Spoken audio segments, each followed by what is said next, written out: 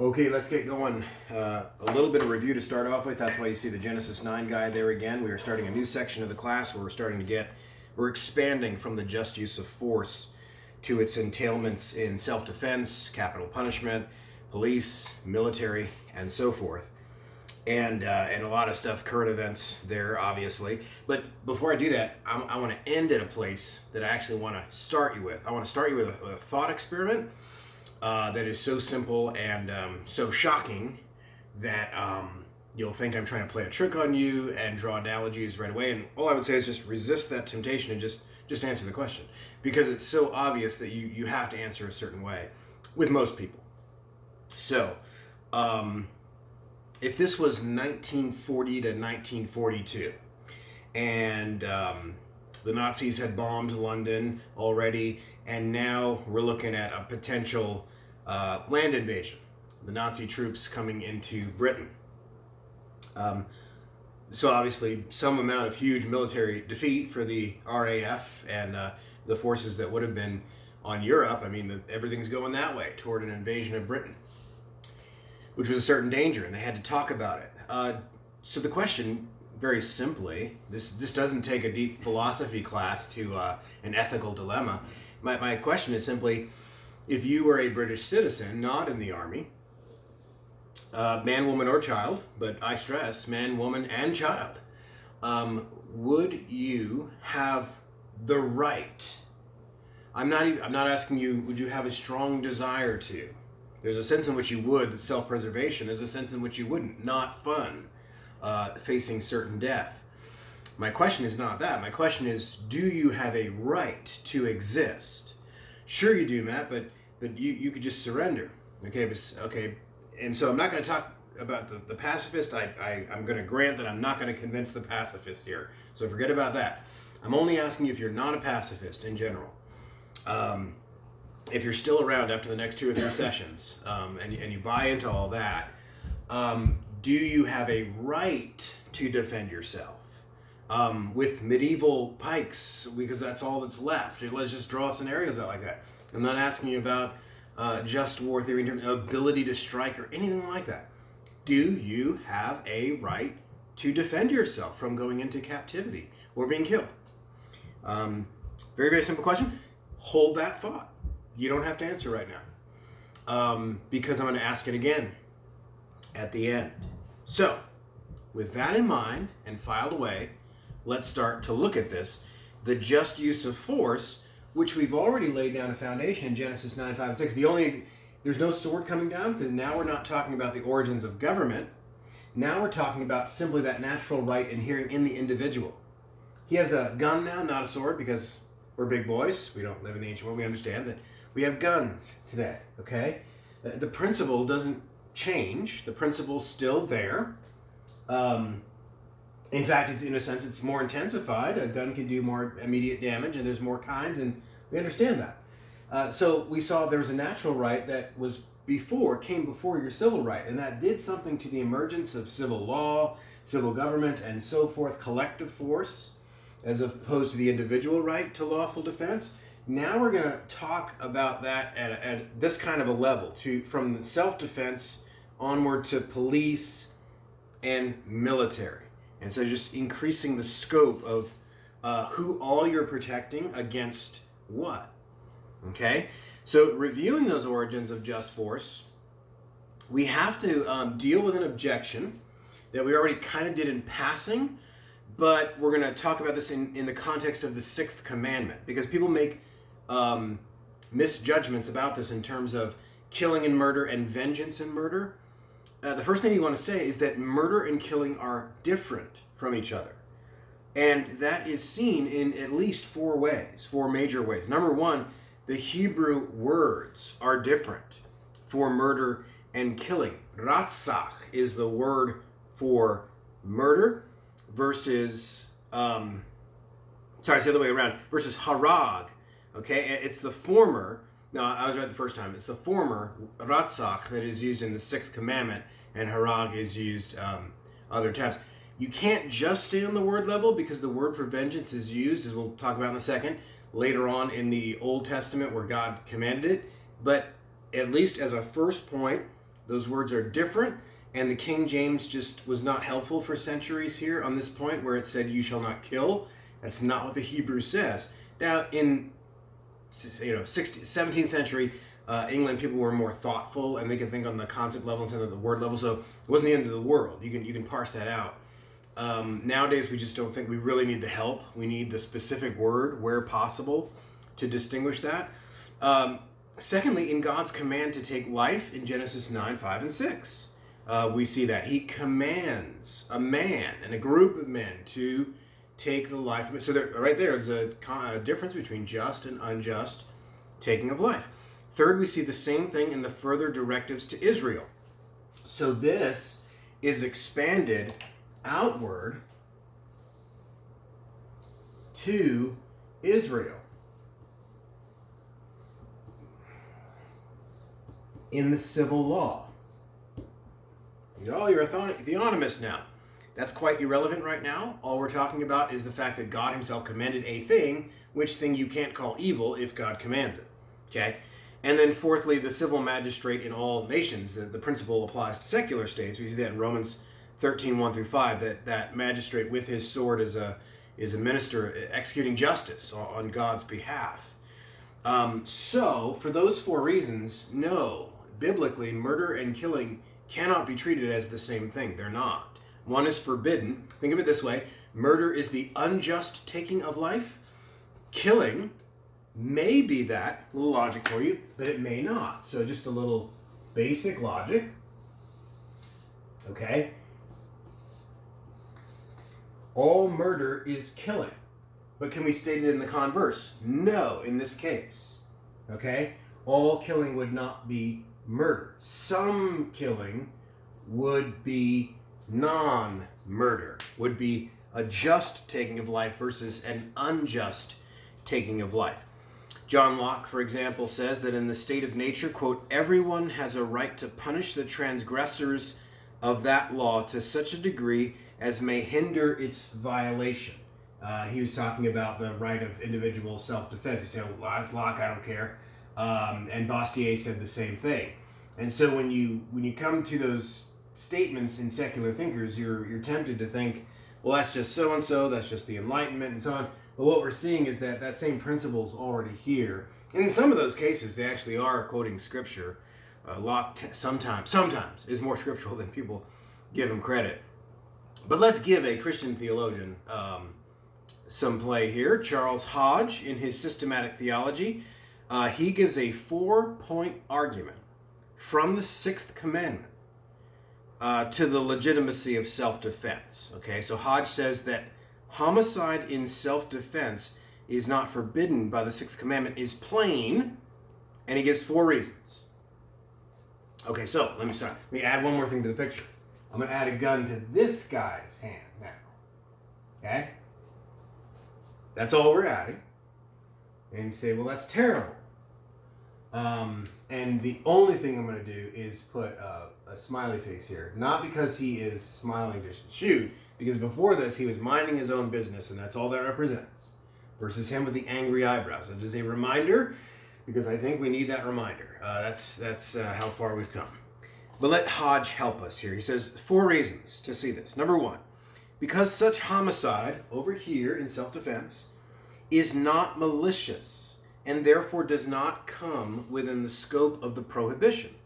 Secondly, because self-preservation is an instinct of our nature and therefore a revelation of the will of God. He means original nature. He doesn't mean in the law of the jungle per se. So if people are doing it, it's only natural, and that's not what natural law means. Okay, so you have to get rid of that caricature to begin with. Charles Hodge was using law of nature in its traditional sense. He means in the original wiring, in God, we have the instinct to self-preservation.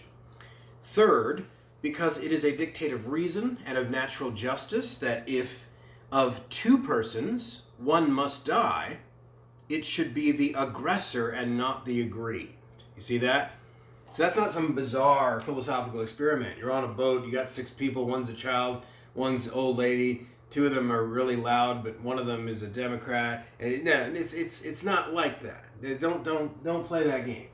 Okay? This is an aggressor. This is the person that is a victim.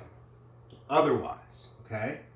And so nature teaches us, sometimes you always hear this, so-and-so started it. Mommy, he started it, and that's, that's petty, and that's it. Well, here's the problem in nature. Sometimes somebody does start it, okay?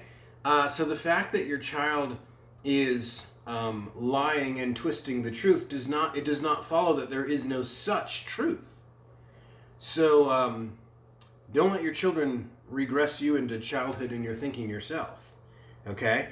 Fourth, because the universal judgment of men and the word of God pronounce the man innocent who kills another in defense of his own life or that of his neighbor. Okay? So as we're going to see from a couple catechism questions, that just follows from what the image of God is. That's why suicide is put under the sixth commandment as unjust taking of life. I had that conversation yesterday. Somebody chatted in and he was absolutely convinced that suicide cannot be considered murder because the commandment doesn't say. Well, the commandment doesn't say the opposite either, and it doesn't delineate between differences between just and unjust taking of life in terms of more words. Okay, so you got to go to other scriptures to see it. And it's the same thing with self-defense. The reason that self-defense is right, not just justified, your duty, and that suicide is murder is because the self is an image of God, just as other images of God are. Okay? So God isn't having you virtue signal and prove your humility by self, flagellation, I guess would be to the extreme. And I think people get that idea. That's not the root of it. Murder is what it is because of what it says about God, not because of what it says about your virtue signaling humility levels. Okay, so can we see this in biblical law moving forward? There's just two examples. Exodus 22, 2 and 3. If a thief is found breaking in and is struck so that he dies, there shall be no blood guilt for him. But if the sun has risen on him, there shall be blood guilt for him. He shall surely pay. What? The sun rising? It's an ancient way to say, I'm shooting at his front and he's coming at me. I can see him, in other words. The significance of the sun, they didn't have electricity, was that you're shooting somebody in daylight versus the night. That's a poetic, if you will, or a shorthand way to say in your legal code. And then the judges use their minds. They know what it means. It's a way, we use phraseology like that when we say sunrise or different things like that. We even have words like that in our legal system. It's a shorthand way to say that he's not doing it maliciously or shooting him in the back. He's shooting him out of fear of his life. So in Florida and other places, there's a stand your ground law, right? That's reflecting the same thing. It's just an ancient Israelite way to say that I feared for my life. He's coming at me versus shooting him in the back as he's fleeing, or he has a wooden spoon versus he has a gun. That's the Mosaic Law's way of saying that. Skeptics of the Bible look at that and go, in the sun versus that's like drinking blood versus no. It's a shorthand way to say what we do in our legal system. Okay? But there you go. There's also a passage where Jesus instructs the disciples in Luke 22:36 about their swords, and he does it in a way that simply assumes the cultural practice with no correction, where he says, let the one who has no sword sell his cloak and buy one. There's people that think, as they read the rest of the passage, where he says, enough. That's what they think he says. It is enough. In other words, the two swords that Peter said, hey, we have two swords. And he says, it is enough. And the pacifists will read that passage and say, Jesus is saying, enough of all this talk about swords. Well, that would have been really, really odd, since Jesus is the one that brought it up just one verse earlier, when he's telling them what to take and he's the one that brought it up.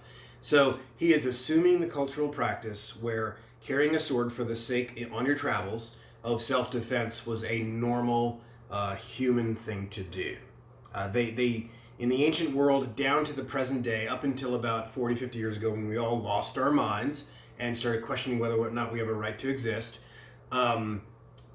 it was assumed, people understood the difference between this guy and this guy. They just understood that. They were humans, they had brains, They understood that it was bad when somebody, ran up to people and like hit a child and something that was, they weren't confused about that.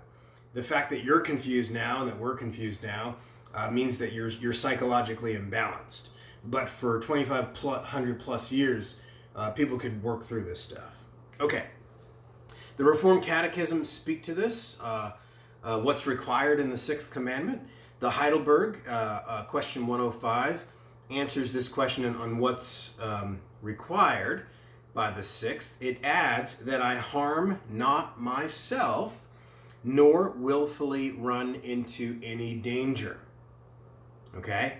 So thereby willfully run into any danger, it doesn't mean that I don't risk my life where that's necessary, but it's unnecessary. Okay? So for a soldier or police, it's not forbidding that. Those people are protecting life, so they understand that there's a good risking of life versus a false risking of life, willfully running into danger. And then it adds, wherefore also to restrain murder, the magistrate is armed with the sword. It's not talking about a totally different thing there. It moves from self-defense and not hurting myself and forbidding suicide, then on to the magistrate. But it says, wherefore also to restrain murder, the magistrate is armed with the sword. Wherefore? Romans 13 is wherefore, because Genesis 9 is true. Wherefore the magistrate is armed with the sword. Okay, and so it's connecting those two. Okay, because this guy has this right directly from God, not from government. Therefore, you can talk about legitimate government use of force. And I know we've covered this already, how do you tell when a government use of force is a just force? Wherefore, if he's doing it in defense of this and recognition that this comes from God, not from him. He serves this. That's the order. This is number one. This is number two. Okay? So the Heidelberg there is again teaching you about the priority of natural right over civil right in that word, wherefore. Okay. Westminster Shorter 68 and 69. In 68, this is what is prescribed, what is commanded in the Sixth.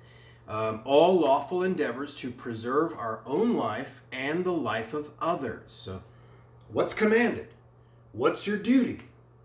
All lawful endeavors to preserve our own life and the life of others. Why do they keep doing that? I thought that was an Enlightenment construct. Your teacher lied to you, and the Westminster Divines and the authors of the Heidelberg, the Reformed tradition in the first 2 or 3 centuries, understood what an image of God was, and therefore that the state was there as a servant of that, not the other way around, not side by side. If you're out of step with that, if you keep calling that an Enlightenment construct and radical individualism and selfish and commercialistic, and you're wrong in a lot of ways, but one of the ways that you're wrong is you're out of step with your confessional tradition that you, as a minister, have sworn to subscribe to. Question 69 on what is forbidden in the Westminster includes the taking away of our own life or the life of our neighbor unjustly, or whatsoever tendeth thereunto. So again, what's being upheld in yourself, another individual, or the group, or another group hired to protect the individual of the group, in any of those cases, it's the image of God that's being protected as such.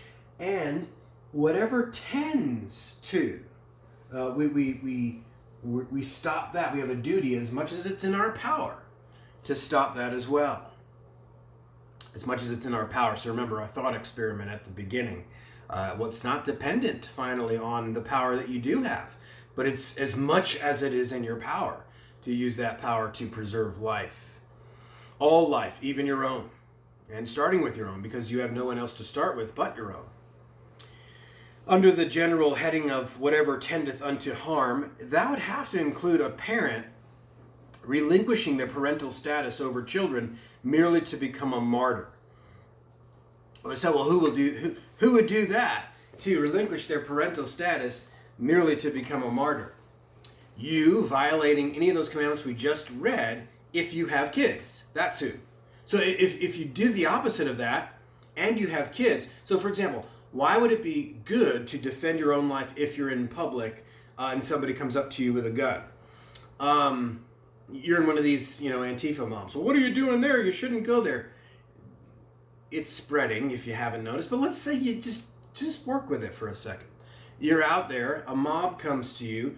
Do you defend yourself? Well, I don't know. You've got kids in the back of the car. Okay. Well, we're supposed to, we'll come to that. It's completely irrational. You just haven't thought this through. You just have a martyr complex. Self-defense and gun ownership. If self-defense as such is biblically mandated, then the question of firearms is nothing but a question of proportionate force. Since the aggressor intends a maximal force, then a force that is both maximal and even preemptive is required. The libertarians love this one. Maximal. Oh yeah, I got that. I read Clausewitz. I understand that, and by the way, when that happens in warfare, often, not always, I'm saying, but the principle of maximal force is meant to disarm your opponent. And to disarm your opponent is done to save life.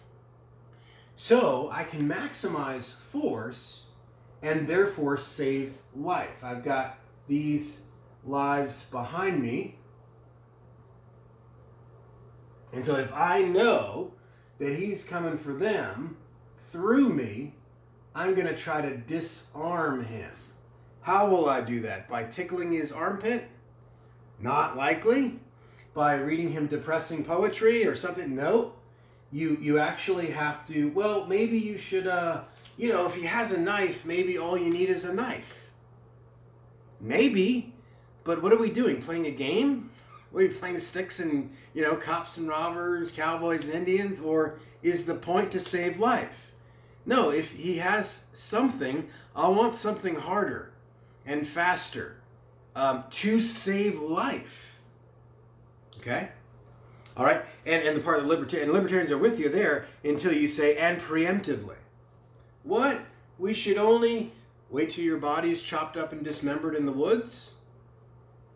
When you're reading the black box and seeing how everything went down? Or do you do it the moment that I see my intelligence gathering tells me that he's raising his gun? Well, that's when your sniper takes him out. Okay? Sure, if you can do it, if your sniper's that good to take out his arm and shoot the gun out like in the westerns, sure. But preemptive there is a part of maximalizing force. That's why the Air Force, what do they have that? I always mess this up. Strike hard, strike fast, strike first. I get it mixed up. I had this t-shirt one time. Anyway, whatever it is. The point is maximizing force and preemptive. Now, there's all sorts of wrong ways you can take that, and I'm not going to waste time, dealing with every caricature under the sun. But that's required. But here's an objection. Doesn't Jesus say in Matthew 5:39, if anybody slaps you on the right cheek, turn him the other also? Yes, he does say that. If anybody slaps you on the right cheek, offer him also the other. He does not say, if someone violates one of your sisters, offer him also the other.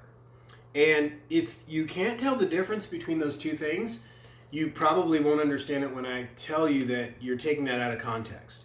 Jesus was talking about your petty private offense in a situation in which you can lay that aside for the sake of the gospel. He's not talking about the civil law and rescinding that, nor is he talking about the natural right of self-defense where that's appropriate.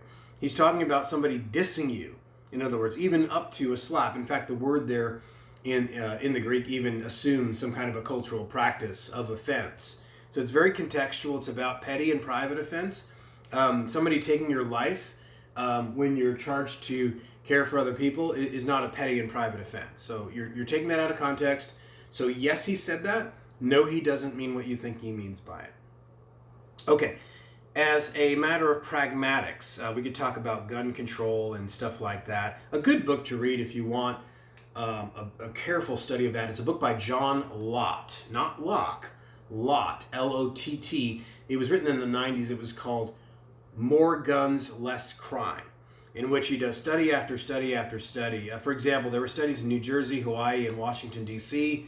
in the last quarter of the 20th century that showed that the nation's most restrictive gun laws increased gun violence by 46% in 2 years in the New Jersey case, tripling in 9 years in the Hawaii case, during a 2 years that the national murder rate had decreased by 2%. It went up by that. Washington, D.C., directly following the enacting of their most stringent gun laws, increased 134%.